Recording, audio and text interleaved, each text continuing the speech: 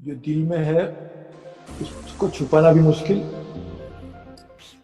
कभी कभी उसको होठों पे लाना भी मुश्किल। हमारे जो युवा है वो दिल की बात होठों पे ला सकते हैं। भारतवासियों का देश, तो उस पे हक हमारा ही होना चाहिए। नए भारत की रचना क्या हो।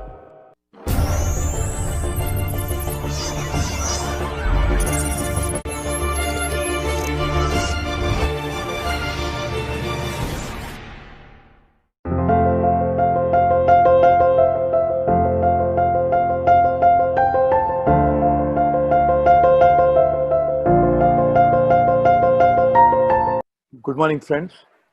First of all, let me wish you a very happy Independence Day. So, hope that all of you will continue to work towards building our great country and make it even better than what it is today. The voice for India. The voice is a manifestation of inner mind. एक हिंदी में एक गाना भी था, जो दिल में है उसको छुपाना भी मुश्किल, कभी कभी उसको होठों पे लाना भी मुश्किल। लेकिन हमारे जो युवा है वो दिल की बात होठों पे ला सकते हैं, और होठों पे लाने के बाद होठों का और हाथ का भी और पाँव का भी इस्तेमाल करते हुए उसको असलियत में भी परिवर्तित कर सकते हैं। इतनी ताकत हमारे युवा लोगों में है। आप जैसे बहुत सारे युवा लोगों ने अपनी जान न्यौछावर कर दी स्वतंत्रता पाने के लिए। कुछ तो इतने जवान थे कि मुझ भी नहीं निकल आई थी। कुछ लोगों ने परिवार को छोड़ा, देश को अपनाया।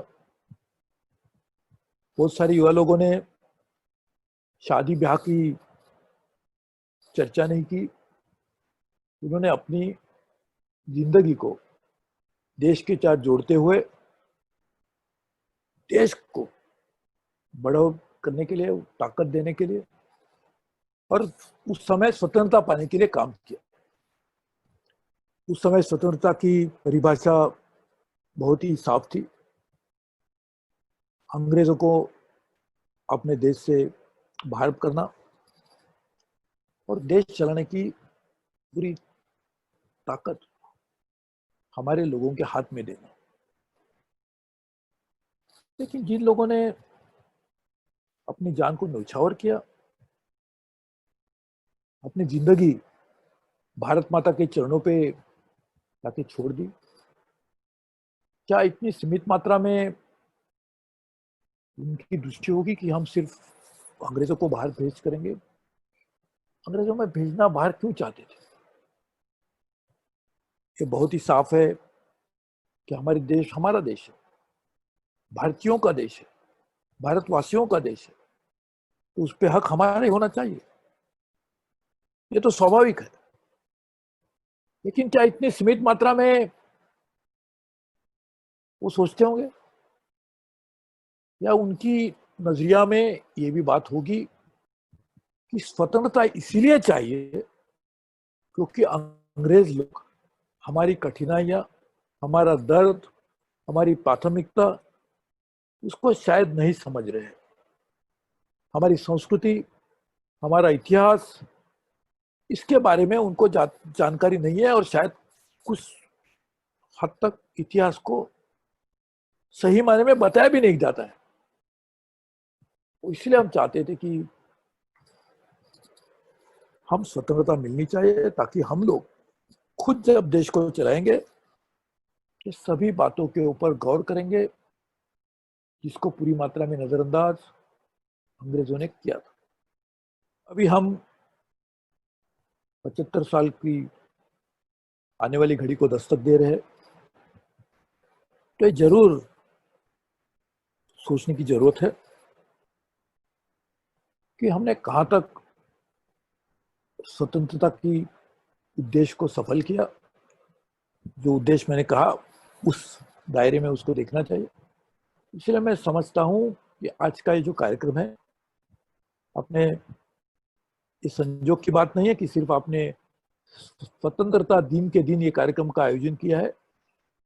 शायद ये कार्यक्रम स्वतंत्रता दिन के लिए ही आयोजित है। इसके लिए स्वतंत्रता की नई परिभाषा, नई प्राथमिकताएं किस तरह से हम अपने आप में सोचते हुए उसको एक कार्यक्रम बनाते हुए हम किस तरह से उसको असलियत में लाए। हमने बहुत कुछ पाया है।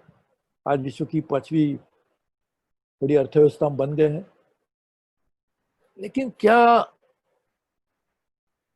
जो हमने पाया उसको तो सुरक्षित रखना ही है, उसको खोना नहीं है जो हमने हाथ में लाया है।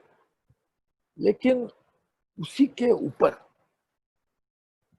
उसी को बुनियाद समझते हुए हमें आने वाले दिनों में एक नई तस्वीर देश की रचनी है। तो क्या जो भगत सिंह चाहते थे, सुभाष चंद्र बोस चाहते थे, महात्मा गांधी चाहते थे, बहुत सारे लोग हैं इनका नाम लेना भी, खुदीराम बोस से कोई बहुत सारे हजारों लोग हैं, लाखों लोग हैं। मैं उसका नाम लूंगा तो शायद कुछ और महीने तक ये बात चलेगी। लेकिन ऐसे लोग,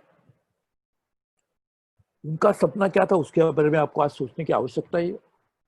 जो हमने पाया है उसको सुरक्षित रखने की भी जरूरत है, लेकिन साथ ही में नए भारत की रचना क्या हो उसके बारे में भी आप ही को सोचना है। हम जानते हैं कि जब तक समाज एकजुट नहीं होता तब तक देश ताकतवर नहीं बन सकता। हमारी कमियां, हमारे बीच में रहने वाली विषमताएं, ये हमारी देश को आने वाले दिनों में असुरक्षित कर सकती है। जब समाज एकजुट होगा उसकी ताकत और होती है। जैसे कि अभी मैं आपसे बात करने के समय भी मैं दिखा रहा हूँ कि हमारी सभी सब उंगलियां इकट्ठा होगी तो बहुत ही कठिन है आपके लिए कि पहले तो उसको खोलने की कोशिश में आपका समय चला जाएगा, बंद मुट्ठी को खोलने के लिए। तो बाद में ये पांचों उंगलियां की ताकत इतनी होगी कि एक एक उंगली से ज्यादा ही होगी। कि क्या हम हमारे समाज को एकजुट कैसे कर सकते हैं? हमारा इतिहास जो बहुत ही गौरवशाली है, उसी से सीखते हुए, पढ़ते हुए हम एक गौरवशाली भारत कैसे बना सकते हैं। इतिहास ऐसी एक किताब है कि जिसके हर पन्ने पे आपको जीवन जीने के लिए एक मार्गदर्शन मिलता है। लेकिन इतिहास के पे ही नहीं रहना है, इतिहास से सीखना है, इतिहास को पढ़ना है। इतिहास से जो जानकारी मिलती है उससे जो कुछ हम लोगों ने उस समय कुछ गलतियां भी की होगी जो इतिहास से पन्नों में हमको समझेगी, उसको दोबारा हमको पुनर्जीवित नहीं करना है। लेकिन साथ में इतिहास से जो पढ़ने को मिलेगा उसके आधार पर नया देश कैसे बनाने का उसके बारे में बहुत ही आवश्यकता है कि हमें सोचना है। So we have to definitely work towards fulfilling the aspirations of each and every section of the society. But it is impossible that you can fulfill those aspirations without having economic growth. So economic growth presupposes and prerequisite for social development, no doubt about it. But as we have seen, mere economic development does not necessarily solve the societal problems. So economic progress and social development, how will it go hand in hand? That's one of the important challenge for us. We should not create wealth for the country, but how can you create equality? If not full equality is a utopian idea, but at least reduce the inequality to the extent possible and make sure that each and every section of society becomes part of this growth. Now work towards a unified vision for the country. That vision must be articulated by you, not by me. Because my vision, why you should take the trouble of implementing it? And what is the guarantee that my vision, which is based on my experience of the past, will be the right vision for the youth which is for tomorrow. So you are looking towards future. I probably have an experience of the past. So past is a reality. Future is yet to unfold. So future is uncertain, but also is full of opportunities. Past is a reality. You cannot change it anymore.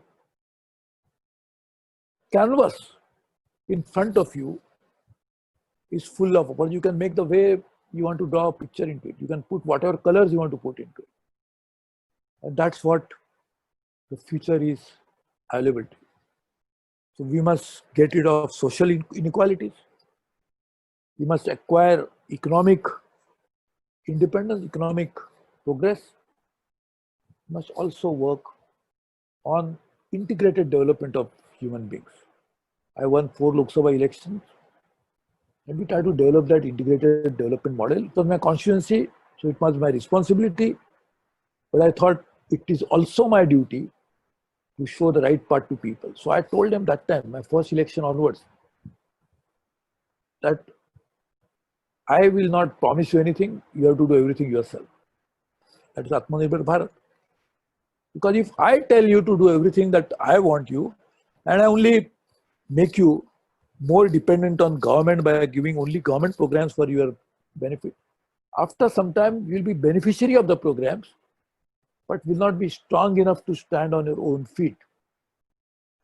And that is what I started practicing 25 years ago when I won first Lok Sabha election in 1996. And today I feel very clearly that youth must be fully independent. On this Independence Day, I can say that very confidently. We should be not only independent in terms of economic ability, but also social mobility. And we have a very robust justice system in India. Anybody who feels aggrieved must be able to get his grievances addressed in shortest possible time in the most transparent but most equitous manner. That's the only way we can deal with injustice. In fact, that is best exemplified by the fact that we are 0.001% of the total species living on the planet. And we have almost obliterated bulk of our biodiversity. What more injustice we can make to ourselves as humanity? Because we are destroying something which actually made possible for we are to be born. Man is a product of biodiversity. There's no biodiversity, I would have been born. And therefore, I don't know whether I have taken more time.